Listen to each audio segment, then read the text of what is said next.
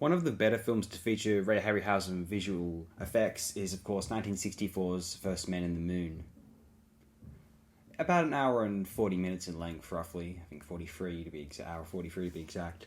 The first hour's fairly good. The build up to, well, there's the in media res moment, and then there's the build set in 1960, well, the near future to 1964, an alternate future wherein, a UN force arrives on the moon and discovers a British Union Jack flag on the surface there, which is quite odd. Now they end up uncovering, tracking down the man who's apparently, whose name and signature is on this, and he's a very old British man in an upstairs room of a boarding house, I believe. It's a nursing home, excuse me, to be exact. Anyway, so he tells them the story of how they got there and what happened while he was there. And the build-up to how they get to the moon is very interesting, and there's time travel, well, flashback to 1899. But then when they get to the moon itself, they encounter the alien creatures, the mighty moonworms. Oh man.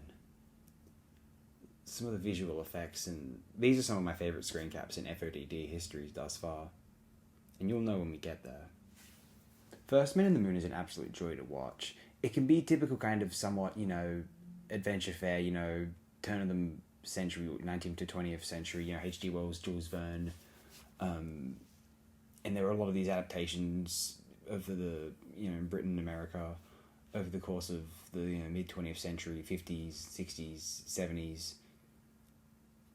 To some degree, they can be they're very, at least from my perspective, some of them, sometimes they're very Sunday afternoon, or very midday in a school holiday, but nevertheless, there is they're good in their quality, but they're not, truly above and beyond. Because, to be captured by them is to, know that there's so much more out there to watch, in the subsequent decades. But nevertheless, there's a fun charm about them, and especially this one. Well, the final 40 minutes of the hour 40, right? Still, H.G. Wells, fascinating writer. That Time After Time film with Malcolm McDowell and David Warner is somewhat decent, I think. If you ever want to sit back and pretend you're living in a less complicated time, why not sit down with 1964's First Men in the Moon, directed by Nathan H. Juran. It's worth mentioning, Nathan H. Juran directed more than one of the Harryhausen features. Obviously, there's The Seventh Voyage of Sinbad, but there was also the classic film 20 Million Miles to Earth, one of Harryhausen's finest, in my opinion. I'd love to talk about that eventually.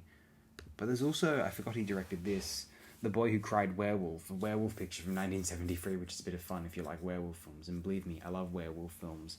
Might be interesting to spend a little time discussing werewolf films, but I feel like the lack of variety will annoy me after a while. And there's 40 werewolf films I'd be talking about.